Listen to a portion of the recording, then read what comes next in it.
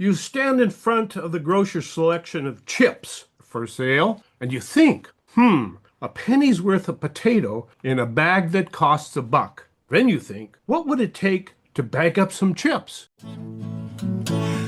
Welcome to the award-winning Food Chain Radio Show with your host, Michael Olson. And now get ready for 1 hour of What's Eating What Radio.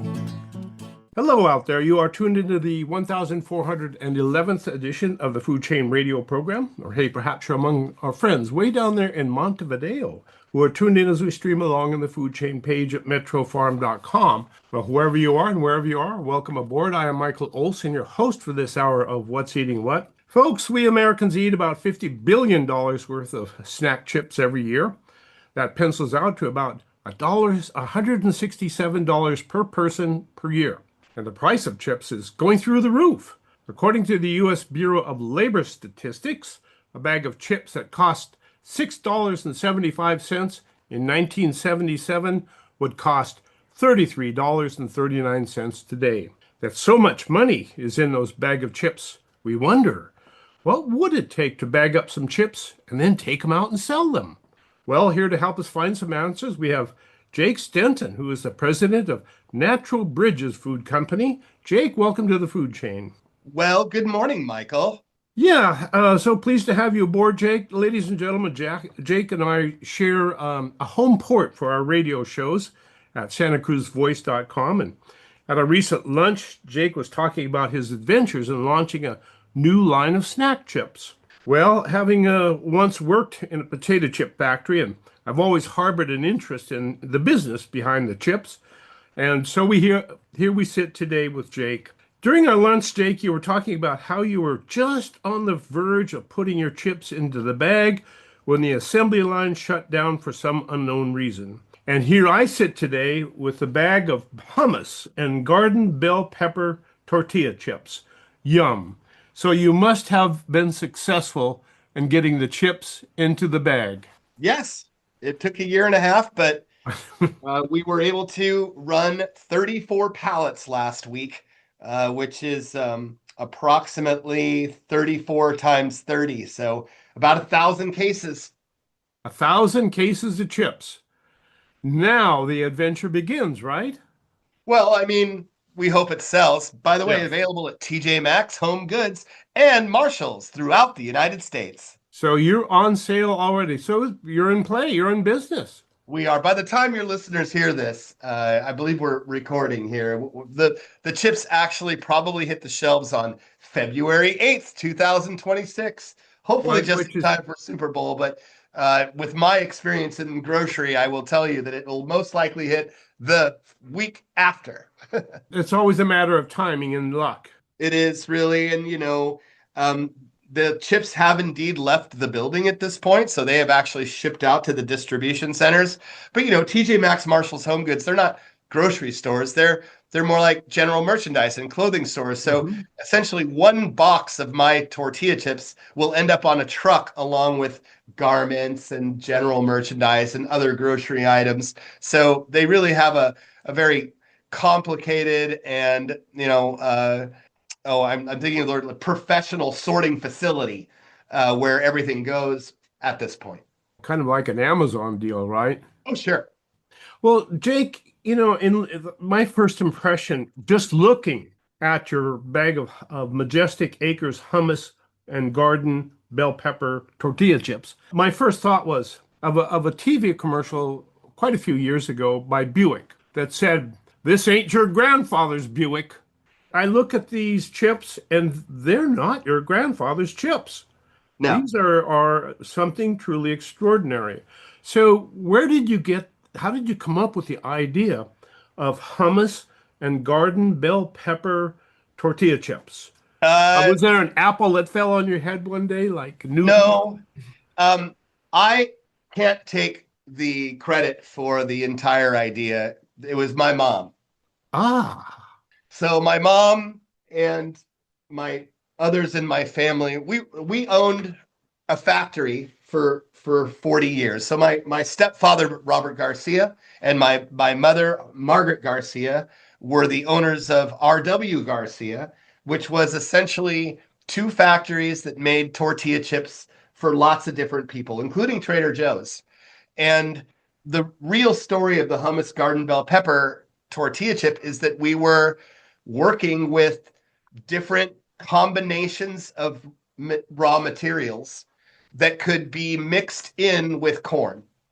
And everything from sweet potato, which ended up being a big item for us, the sweet potato cracker, which is essentially a corn cracker, to lentils, to garbanzo beans, which we would call hummus because it has garbanzo beans, garlic, and in this case, red pepper.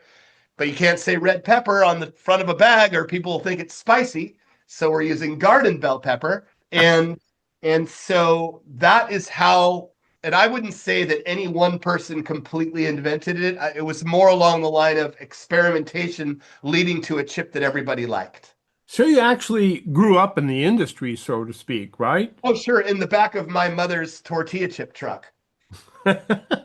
So you had a lot of experience all the way up and down the chip food chain, Well, as it were. Michael, I'm 57, so I'm pretty old now. But back in the day, we used to have marking guns to put tags on the bags. They don't have any of that anymore. Now they got these QR codes. They're scanning the product. And Yeah, then you no, I can mean, track everything all the way up and down the food chain with those QR codes. I mean, you go 40 years back, and I'm only 17 years old, which I had my driver's license, so I was driving the tortilla chip truck to make money while I was doing my baseball and football. So that's all a true story. I would drive to grocery stores and go to the back of the store and check myself in with the file clerk, and I would go and take the product out of the bags and mark the product with the price of that store, which was always different from store to store. It could be, 259, 279, who knows? And then I'd put it on the shelf around all the other competitors, and I would kind of move their stuff aside and make mine look good. And then I would go to the next store. I have to say that your example at the start of the show, a $6.75 bag from wherever, the 1960s. I don't know where they got that number because there was nothing that cost $6.75 back then. But it may be true that you could buy something for $33 these days. I don't know. I mean, the real analogy would be more like $2.79 a bag to now what would most likely cost $4.99. Yeah, I was looking at the U.S. Bureau of Labor Statistics. I don't know where they get their numbers, but I actually worked in a potato chip factory once, and it was actually on the frying side of the business, and we actually used beef tallow. And boy, Oh yeah, did those potato chips taste good, that but not for a long tallow period is of coming time. back into vogue. It is, Tallow, yes. yeah, because with all the beef broth and everything, people are starting to consider that healthy again. There's a potato chip company out there that fries the chips in lard, and somehow, some way, that may actually end up being viewed as healthy again soon. My daughter was telling me when I told her we were going to do the show today, my daughter was talking about these potato chips that are fried in beef tallow and how they're selling for like a fortune or something Right. like that. People are paying an extraordinary amount of money for potato chips. So you were raised in the industry, you worked in the industry, and then you took a year off to run away and play in South America to kind of clear the decks, I suspect.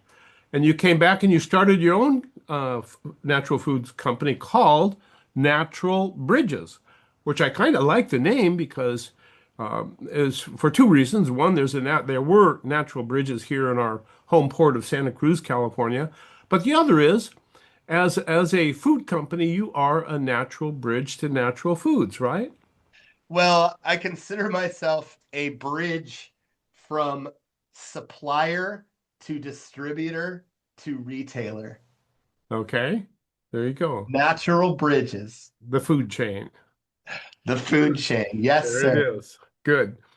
And so, with respect to your chips, as I was saying, they are not really like your grandfather's chip. They're not like the Goody Spud chips that I made so many years ago as a kid.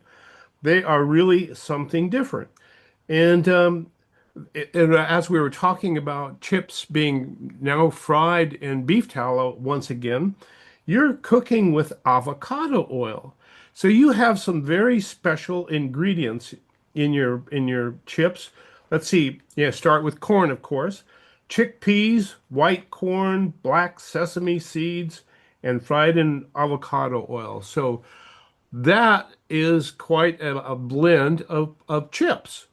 Yeah, we call it a component tortilla chip because it's not just made of corn. It has several components to it, which makes it a little bit more difficult for a factory to make because there is a sequence where you have to pour in all, certain percentages of all the different raw materials. And then you have to throw it all into a mixer and you have to hydrate it and it turns into dough. And they, and from there you send it out onto the line to be sheeted and cookie cut and then baked and then equilibrated and fried.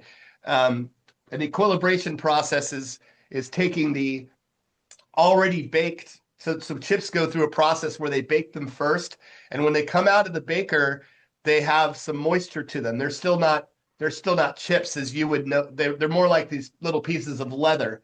And so the moisture on those chips when that happens is kind of splotchy.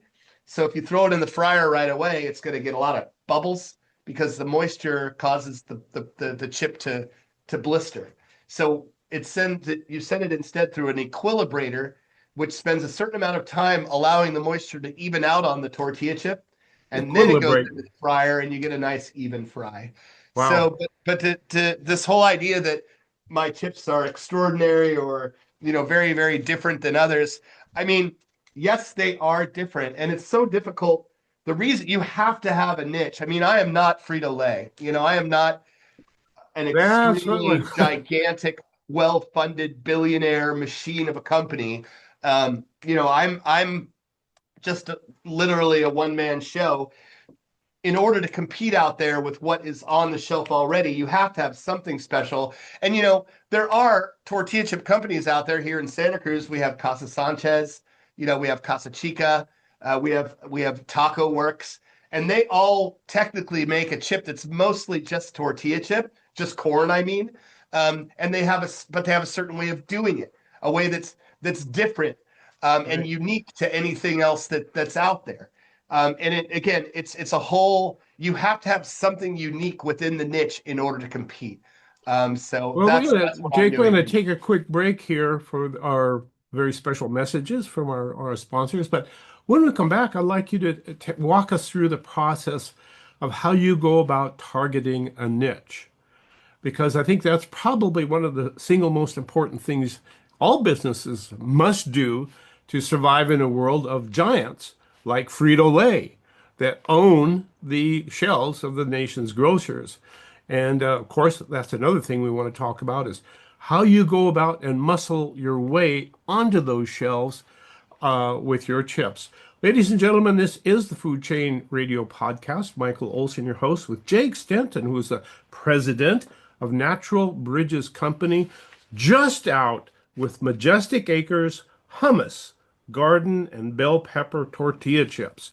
Not your grandfather's tortilla chips. Right back. Hi, folks. How many of you out there love to garden? Wouldn't it be nice to grow some of your own food? Or maybe a flower garden would brighten your day. All you need is the Knox Garden Box, a heavily constructed, portable, elevated garden on legs that can virtually change the way you've gardened in the past. The Knox Garden Box can be set up anywhere. Yes, you can place it right on concrete at knoxgardenbox.com. That's KNOX, gardenbox.com. Cannabis is one of nature's most beneficial plants. Hello, I'm Jenna. Treehouse Dispensary, we use information about cannabis to build community. Listen to Carly. Thanks, Jenna. For those who wake up in the middle of the night, Treehouse suggests a THC CBN chocolate edible blend like Sleepy Time from Sensi Chew. Sleep the night away. For answers to your cannabis questions, ask your friends at Treehouse Dispensary, 3651 Soquel Drive in Soquel,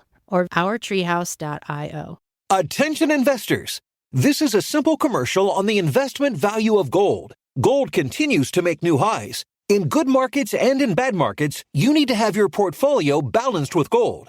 Learn about owning physical gold or getting a gold-backed IRA. Make this simple call right now. 800-414-1657. 800-414-1657. That's 800-414-1657. Sponsored by Reagan Gold. Charlie Hong Kong is here to nourish you with our healthy noodle and rice bowls, abundant with local organic produce grown in nutrient-dense soil, as well as soups, sandwiches, salads, and our special ginger lemonade. All are welcome to enjoy our patio or to go. Order in person or online, corner of Soquel and Seabright. Charlie Hong Kong, nourishing our community one bowl at a time. California coast to the fertile valleys inland.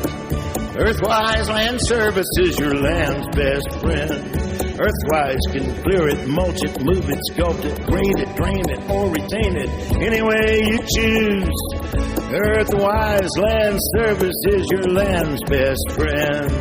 Hi, I'm Carolyn, and I have some property behind my home at Larkin Valley that I've never seen. It was completely overgrown with brush and poison oak, well over 10 feet high. I wanted to have it cleared to protect my horses from wildfires, but nobody could do the job. Then I called Buck at Earthwise. Buck brought out his big brush-eating machine and turned all the brush and poison oak into mulch. It was truly transformational. Thanks to Earthwise, my property is now like a park and I can trail ride my horses. Earthwise Land Service is your land's best friend. Welcome back, ladies and gentlemen. This is the Food Chain Radio Podcast with Michael Olson and Jake Stenton, who is the president of Natural Bridges Food Company. Ladies and gentlemen, we're talking about chips in the bags. You know, we walk into the grocery store and we see a lot of chips in the bags. And we look in those bags and think, $1 worth I guess a penny's worth of potato on $1 worth of potato chips. So we think, God, there must be some way I could get into that business.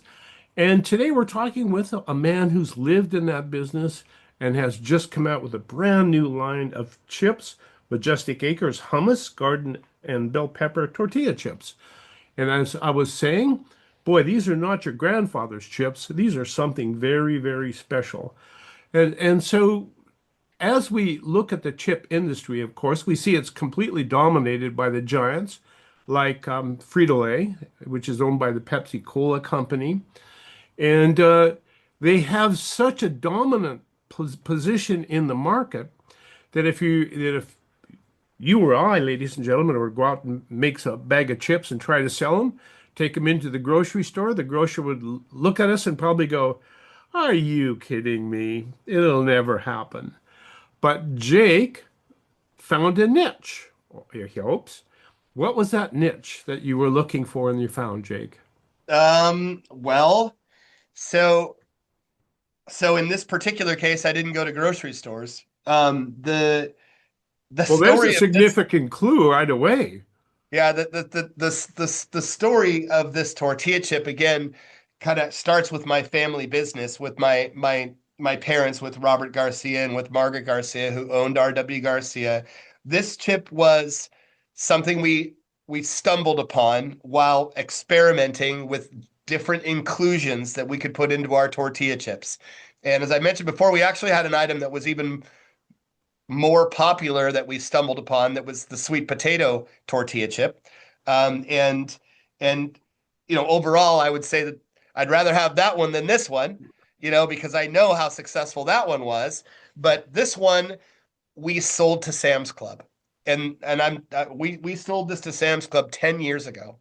Wow. This was before our company was purchased by Utz Quality Foods, which is another one of those gorilla monster potato chip companies out there. The listeners will certainly know what Boulder potato chips are. Well, those are owned by Utz Quality Foods. And on the East Coast, Utz is a gigantic company with their own brand, Utz, UTZ. You can look it up online. And they're the ones who ended up purchasing my parents' company.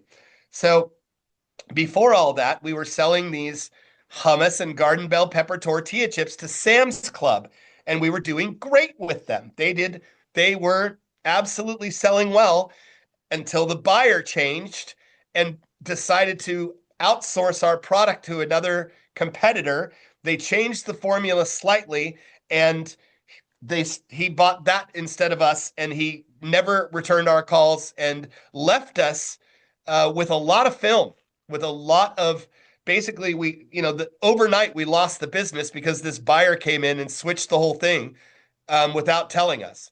So it's kind of indicative of doing business with a great big giant business. Oh yeah. And in a case where they come to be your sole customer or your big customer, and then who knows what, somebody gets a bad taste or something, and they're gone and you're toast.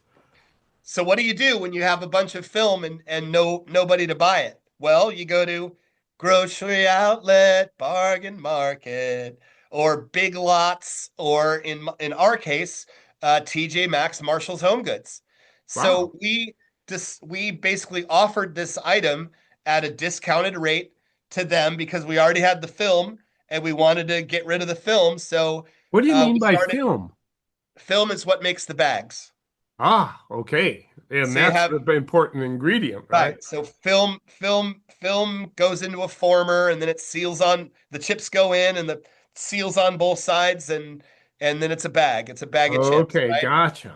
So if you get a customer leaves you after you've printed, they come in 50,000 unit lots. So usually if you have a good program, you're buying at least 100,000 bags at a time, right? So we were left with, I mean, this was a really good program. So we might have been left with 250,000 bags, right? So what I do know is that I was able to sell this product and not run out of film for almost 2 years to Marshall's, TJ Maxx, and Home Goods. And it was a very popular item, but finally we did in fact run out of film. And so what I told them was, well, thank you very much. We're going to close this business. It was great. And now we're done. And they said, oh, no. This product sells great. Why don't you can make it a smaller bag, because that was the thing. It was a big bag because we were selling it to Sam's Club on display the way that you would at Costco, right? Because Sam's Club and Costco are very big bags, very similar, right? So that's what we did. We downsized the bag. We gave them a price that was more fair, because that was the thing about the old price. It didn't include the film, right? It didn't include the cost of the bag. Well, the new pricing did, and they agreed, and it became a regular item at TJ Maxx, Marshall's Home Goods. Well, when Utz Quality Foods purchased my parents' company, they didn't want to do business with what they consider closeout, what they consider like dime stores, so to speak. They didn't want to do business with those kind of customers because they are a grocery customer. So they deleted the program. Oof. And then you were. Fast forward to 5 years from then, after I was, I separated from Utz, and my no compete clause expired. And so, and besides that, I actually legally asked for permission, but you see, they deleted the item so that it really wasn't an issue at all. So now, I've always had the recipe, and here we are. Well, good for you. You rescued an entire line of business then. What about the sweet potato chips? Could you start that line up? That item it actually is called the sweet potato cracker. Even though it is technically made from corn, it's corn based. It kind of eats like a chip, but it's a little thicker, and it does kind of have a little bit of a softer bite. So it is a cracker. That item was a very popular one over at Utz Quality Foods, and they definitely supported it entirely. You can still find it right now, I believe, at Whole Foods Market or at Rayleigh's Nob Hill, and Sprouts. But that R.W. Garcia was purchased again by another company. And it was. And so it goes, right? Purchased from Utz by a company called Our Home, and Our Home owns Pop Chips, Pop Secret, Sonoma Creamery, Parm Crisps, Food Should Taste Good, From the Ground Up cauliflower chips.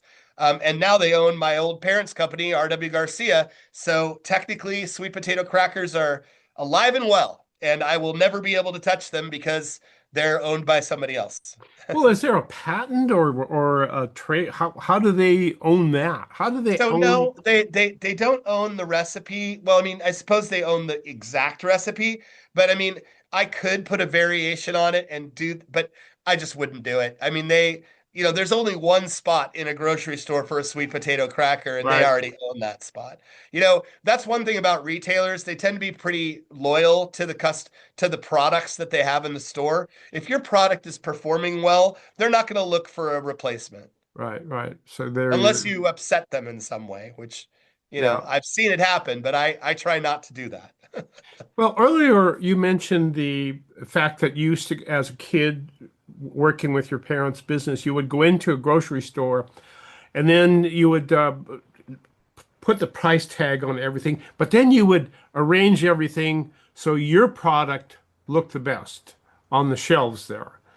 And Yeah, that was considered a fair competition back in the day. because you're servicing the account, you were there Yes, taking care of I'm it. actually putting my hands on the product. I would also go on the shelf and take any old dates in the back of the shelf, and I'd bring Mhm. them to the front so that they would sell quicker. Sell quicker. Yeah. I used to do the same thing with my books in bookstores, but that was when there were books and bookstores. So, but they're still grocery stores. And how would one fight their way onto the shelves of a grocery store when those shelves are pretty much owned, lock, stock, and barrel, by giants like Frito-Lay? Well, so, there's other parts of the store, first of all. I mean, in my grocery life, I don't just sell tortilla chips. I sell granola, trail mixes, freeze-dried fruit. Um, so I bounce around a bit. I sell soda pop. Um, So you're making connections. right. And that is where, you know, anybody who wants to get into grocery, like, good luck. I mean, the best way to get into grocery, in my opinion, is to work for somebody like Coke or somebody where you can really learn the ropes while being employed by a company that powerfully understands the grocery situation. I happened to start work with my parents when I was only 17, so I was a little bit of a grocery rat. But back in the day, grocery was much different. You could sell, if you went into a store, you could sell them something on the spot. You can't do that anymore. You have to go to the corporate office, and often you can't even go there. Now it's only if they accept a Zoom call. So unless you have some kind of epiphany, and really, lock in on an item that really works in grocery, I would recommend, if you really want to get into grocery, work for Procter and Gamble. Work for somebody who's General Mills. And then learn your grocery there. And if you happen to have, interesting thoughts of entrepreneurship from that, that would be really the way to do it. Pretty But much, that's how but you did it, right? You worked for no, I yourself. started I started with a small company and worked my way up through going to grocery stores in a time that was very different. I'm saying that these days, work for a big company and then become your own entrepreneurship. Don't think that you have a recipe that's going to that change grocery, because it's really, I've seen it.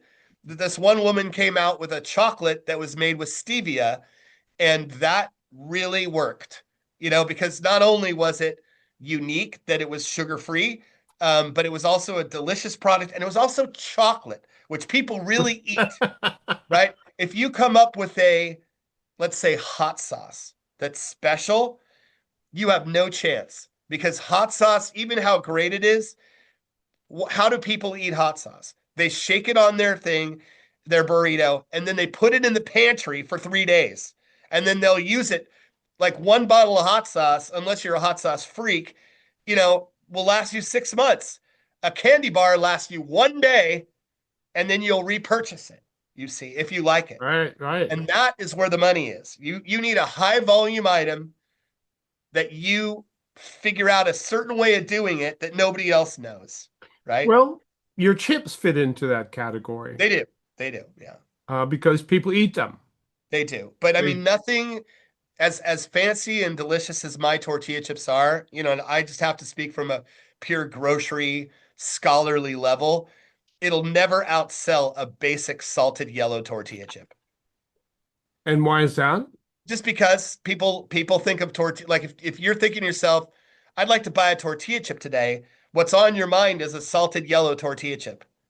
It may be Casa Sanchez, it may be Casa Chica, it may be Doritos, but you're not thinking about hummus garden bell pepper tortilla chip. That's more something that you discover while shopping for a tortilla chip, which is fine, but you don't have it in mind already. And that is why. That's why right there. So in essence, the established brands have a position in the mind of the marketplace, and you're looking at that position thinking, how can I get around that position? How can I somehow sneak in the back door? Now, I know some local grocers still take local products and kind of play with them and put them on the shelves. I often think it's mostly out of goodwill. That's a quick way to lose money right there. If you're a grocery item and all you're doing is selling local, you're losing money. Like there are like if you're selling honey, for instance, which is a very common local item, you can make money because you're making it, with your jars, but you're not going to make a lot of money because you can't scale it. You can't get it to a place where you've got truckloads of honey moving. The most you're ever going to make is however much you spent in getting it on your little, your cart that day. I'm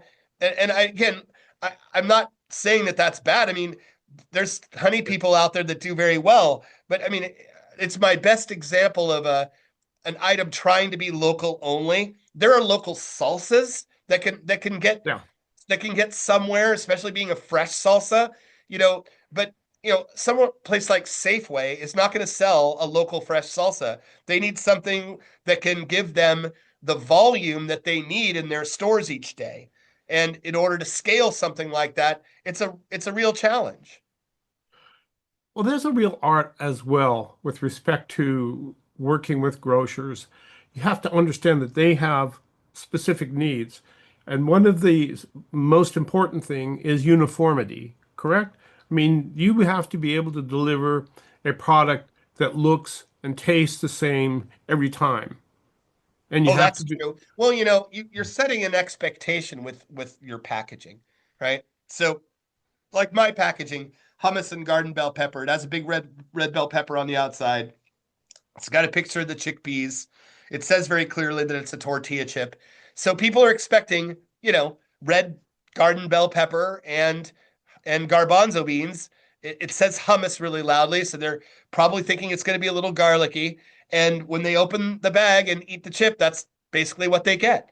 And so to your point, if there's no consistency in the expectation that your bag sets and what's inside the bag, well, then you're going to disappoint your customer.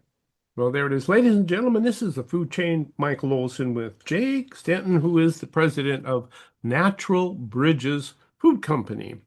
And Natural Bridges, because he is the bridge from one part of the food chain to the next, and has been doing that for quite some time. So we're honored to have somebody today who really knows the industrial food system, and that's what we're going to pick up. How do we get in, or is it at all possible? Do stay tuned. Well, I suppose you're not surprised. People have been asking me, what's the big deal with these pharmacy ads?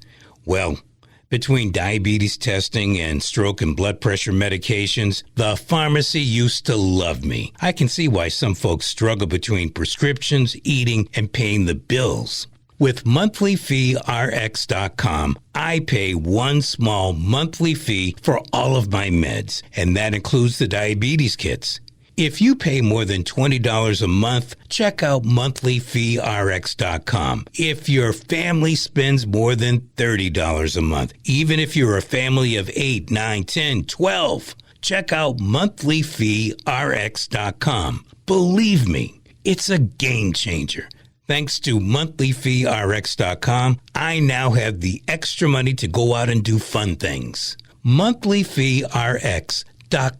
And did I mention that your meds get delivered discreetly? to your mailbox? How would you like to be part of a great mission? You can help the Epoch Times fight for a free press. America's news outlets no longer tell you the truth. In fact, 90% of the media is owned by just 6 corporations. But honest traditional journalism isn't dead. You can find it in the pages of the Epoch Times. Go to readepoch.com and try it. 1 month for just $1. When you do, you're supporting real news and helping us in the fight against fake news. You'll read the truth about how China promotes communism inside the United States and why so many American companies hide the truth about China. You'll read stories about American politics written without a political agenda. It's journalism that you don't get from our dishonest legacy media and without the tyranny of big tech. Be part of a great mission. Subscribe now, 1 month for $1 at readepoch.com. That's readepoch.com.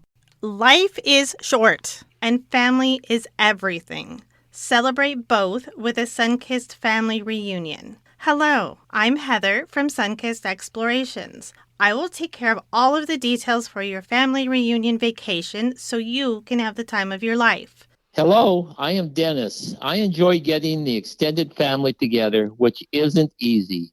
Heather with Sunkissed Explorations is able to take over the planning and execution of these trips, and everyone raves over the enjoyment and memories we make. I recommend her for any of your travel needs. Celebrate life and family with a Sunkissed family reunion that will leave a lifetime of memories for everyone. I am Heather with Sunkissed Explorations, and I will take care of all of the details for you at no additional cost. Call or click sunkissedexplorations.com, sunkissedexplorations.com. Ladies and gentlemen, there are 2,527 brands of potato chips on the grocer's shelves in the United States of America. How on earth will Jake Stenton get his Majestic Acres hummus and garden bell pepper tortilla chips into that territory? It would seem to me like a company like Frito-Lay would be very intent on protecting their turf. I don't know if you were to take your potato chips into a grocery store and move Frito-Lay aside, you'd find yourself in quite a turf war.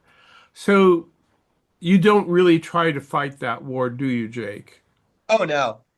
I mean, to be a flea on the gorilla's heel is about my greatest expectation.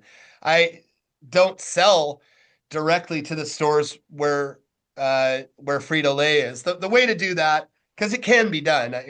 I have accomplished that in the past. I had a couple of items that were at Safeway and the bigger stores across the United States, like Stop and Shop and Food Lion, and some of the big stores that you don't hear of here in California. But I was in Albertsons and Lucky and Rayleigh's and Nob Hill, and so I was able to do it. But the best way to do it really is to in that, like, if you're just starting from scratch, is to get into the independent grocery stores. It takes about 30 to get to a place where the distributors will actually take the product to your stores. You need at least 30 to 35 stores. That is quite an undertaking. It really is. So I don't really prefer that. The better way to do it, there are certain grocery stores that have what are called, in fact, most grocery stores have category reviews. So if you are, in my case, I have an associate who is a broker for Safeway. And then I have another associate who is a broker for Rayleigh's Nob Hill, which are the same banner. They're owned by the same company. And then I have that same broker actually works for Lucky Save Mart. So, and they're in Modesto. So we have Lucky Save Mart review coming from, and Rayleigh Nob Hill coming from one broker, and then Safeway coming from another. But across the United States, I have an H-E-B broker, a Meijer broker, Stop and Shop broker, Ahold broker. So I have, I've made friends over the years who represent me in different grocery chains. And that's how you do it, Michael. I mean, sure. You go to these category reviews, or you take the Zoom call, you present your product. And if the buyer likes it, then they may commit. And then when they go through the resets, suddenly you'll find yourself on the shelf because they have, at this point, they have computerized dedicated planograms that show your product as an icon on their shelf so that when they bring the labor in to reset the shelves, all the products are there, all the tags get put up, and there you are. And then the only way you really can compete is to go on regular promotion so that you get the tags that guide the eye to your deal. And then hopefully if somebody tries your product, they also eat it when it's not on sale. I mean, that's the ultimate goal, is There to you be able go. to get a customer in an ocean of products to seek out your product even when it's not on sale. Well, one of the biggest box stores, of course, is Costco, and it seems like they do pretty good by having product samplings all the time. But that's work because you have to go in and face the people and say, try this. And so that's a lot of work. Well, you don't do that if you go to Costco. You buy their demos. Oh, okay. There you That's go. part of the program. It's called an accrual, and they essentially you pay a, a an accruing discount for their marketing program, and part of that is the demos. So you definitely have to do that if you're launching with Costco. If you are a regular item at Costco, you don't have to do that. But if you are launching your product, it's actually mandatory. And Costco runs their demo program way better than most companies, as you know. Like if you're at Costco, you expect to see demos at every You corner. expect to be fed, right? Right. But if you're going to Nob Hill Rayleigh's, it's very rare to see a demo. And if there is one, there's certainly not two going on. And the same for Safeway. It's extremely rare to see them at Safeway. Now at Whole Foods Market, it's actually fairly common to have demos, and they also require a demo program upon launch, or maybe not require, but like it's highly recommended. I'm actually right in the middle of a Whole Foods submission right now on some nut clusters. But in any case, the very idea that the owner of a company would go in and demo a product is not correct. Not going to happen. In looking at your product, tasting your product, Majestic Acres hummus and garden bell pepper tortilla chips. There's one store that strikes me as being a place where this should be on the shelves. Can you guess which one that would be?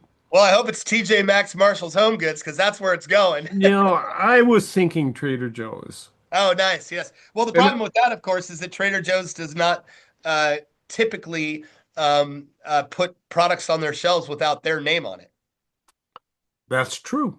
Right. So if you're saying that I would co-pack this kind of tortilla chip with a Trader Joe's logo on it, I would probably be open to that. Yeah. I actually have a Whole Food or a Trader Joe's contact, but this particular business decision was based upon my business of the past, my success with TJ Maxx, Home Goods, Marshalls, Sure.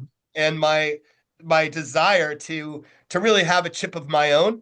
I just wanted to kind of see if it could be done, and honestly, Trader Joe's is awesome as a customer. My family made their tortilla chips for many years. They're extremely loyal. They'll work with you.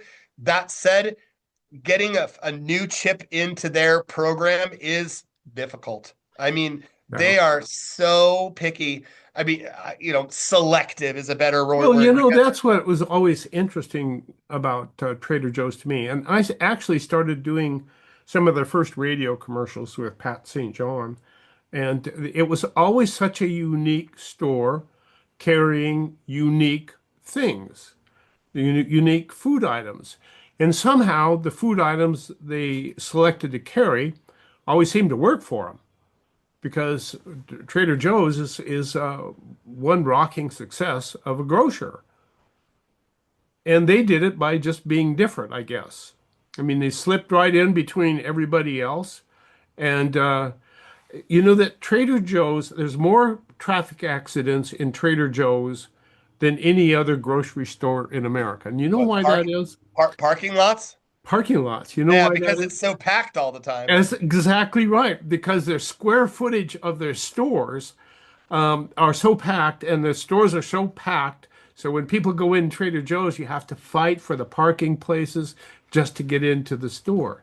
So, and they do it by selling unique things. Yeah. And not all of them are Trader Joe's branded things. But and I just looked at your chips and I thought, wow, if there's ever a place that would make a good home, it would be Trader Joe's for you. Well, thank you for saying so, Michael. I appreciate it. So, onward and upward in dealing in the conventional world of food, is there a way for a small person, if you were going to advise somebody with a product that they thought, I could do it with this, what would be the first piece of advice that you would give them? Don't. Don't. No, I mean, again, the chocolate was a good idea. Mm-hmm. But in my lifetime, I've represented, I would say, close to 100 items or 100 brands. Everything from gluten-free fabulous to Bellwether Farms sheep's milk yogurt. By the way, Bellwether Farms does great. They have that creme fraiche that you see at Trader Joe's, and at Sprouts. I mean, they're doing extremely well. They're out of Petaluma. And don't they have their own brand on those products? They do. They do. Okay, Well, rest my case. Oh yeah, no, it's possible. It's possible. They just don't tend to do it. They tend to want it under their own label. I mean, it's certainly possible. There are branded items at Trader Joe's, but it's just very rare. But in any case, most of those brands are gone, that I've ever represented. And again, so many people think that, oh, well, I have this special recipe, therefore I'm going to be successful. I think that what I would really say is get grocery experience if you can. Because I mean, if you hire somebody like me, for instance, to be your master broker and to give you advice, that is even a slippery slope, because it's just, how much money do you want to spend? To get into these grocery stores. Trader Joe's is an exception. They would not do it this way. But like for Safeway, they charge you to put you on their shelves. And then they charge you, they make you give them a free fill on top of that. Is that called a slotting fee or something? Yeah, like slotting fee. So you'll get a slotting fee, and then in a lot of cases, it'll be up to 2 free cases, and then in dollars up front.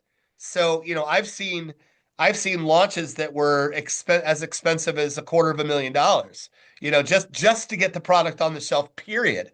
See, so you really got to understand selling your widget and making sure you're making at least a penny on it, because boy, you can bleed very quickly in grocery. Well, they have a short shelf life when it gets right down to it. Well, not everything. Not everything. My tortilla chips certainly have a short shelf life. They're 165 days from date of manufacture, but my trail mixes are at a year. Okay, so some things are better. Now, the whole notion of store-branded products seems to be a big deal. Oh, yeah. Costco does it, of course. Trader Joe's, Whole Foods. So it seems to be a move of establishing a position for a brand on everything, and thereby making it even harder to work your way in as on the ground floor. I mean, all I can do is agree with you on that. Okay. Again, one of your driving questions is kind of like, how do you find the niche, right? Yes. And I would say experience is how you find the niche. That's another thing. Wait a minute. Did the gal with the chocolate bar, yes, the stevia sweetened chocolate bar, yep, did she understand her niche, or did she just have a product? No, she was a grocery person, a colleague of mine within the industry. She actually ran a store early on in Philadelphia, a store called Center Foods. But, she loved chocolate. She didn't love sugar. And she found a way to distort the paradigm, And there it was. And there it was. I mean, and that's the thing. In order to see the divisions in grocery, the places where you could live, where you can swim on your own, you really gotta live grocery and see it and say, what they really need is this. One of the things that I wanted to do, and I didn't do it because it was just too difficult. Yep, is there's a lot of fresh pickles out there, but there's no fresh pickle relish. And I just thought to myself, well, wouldn't that be cool? Because all the pickle relish you get, I mean, I love the flavor of pickle relish, especially in tuna fish, but when it comes out, it's got that nasty syrup on it, and often I will squeeze that out like through a colander so that I get, just the relish kind of thing. Well, it made sense to me. I could put it in dairy and I could have it, in those nice clamshells, and I could call it, fresh pickle relish. But boy, I'll tell you that from idea to actual manifestation, so complicated to make that product. And who knows if it's even going to sell. Okay, there you go. What one mistake did you make that you would like to have over to try again with? Oh God, I'm so sorry that I left Vita Coco before it became huge. The Vita Coco was the first major coconut water, and they went absolutely bananas after I left them because I had kind of maxed out the marketplace at the time. Before I think Pepsi ended up buying. I mean, it's like they went billion crazy. So I definitely, I don't love that I left them. The other one that I was the one that's around here. It's called anyway. Most of my regrets have to do with either counseling a company not to sell when it was hot, because that's another thing. Sell when you're hot. Don't wait. Like just sell. Sell the business. Yeah, when like you're hot. if you get hot, sell. Don't say, oh, well, now I've got a hot business and I'm going to go, because if that happens, the competitors come after you and you find your business not as worth much. So the idea then, while you're hot, is put yourself on the market and capitalize on that. And then move on to something else. Yes, exactly. My parents' company sold primarily because it was COVID, and all the factories all of a sudden became popular because nobody could make anything. Before that, factories were considered a liability. So we sold while we were hot, you know? Ladies and gentlemen, this has been the Food Chain. We're talking about putting a food on the shelf, and Jake Stenton did that. And he did it with Majestic Acres hummus and garden bell pepper tortilla chips. You'll see them soon, maybe at Trader Joe's. If I have my way, that's where they would be. Jake, thank you so much for joining us, and thank you so much for teaching us about the grocery trade as we stand in the aisles and looking at the chips in the bags and thinking, there's a penny's worth of potato in a bag that costs $1. Thank you for joining us, Jake. You're welcome. And until they get on Trader Joe's, find them at TJ Maxx, Marshall's Home Goods. There you go. Thank you so much for joining us. Thank you all for tuning in. See you next week for more What's Eating What Radio. You've been listening to the award-winning Food Chain Radio Show with Michael Olson. And if your friends missed the show, tell them to log on the Food Chain page at metrofarm.com for a listen. Now, go out and find some food with its farmer's face on it and live.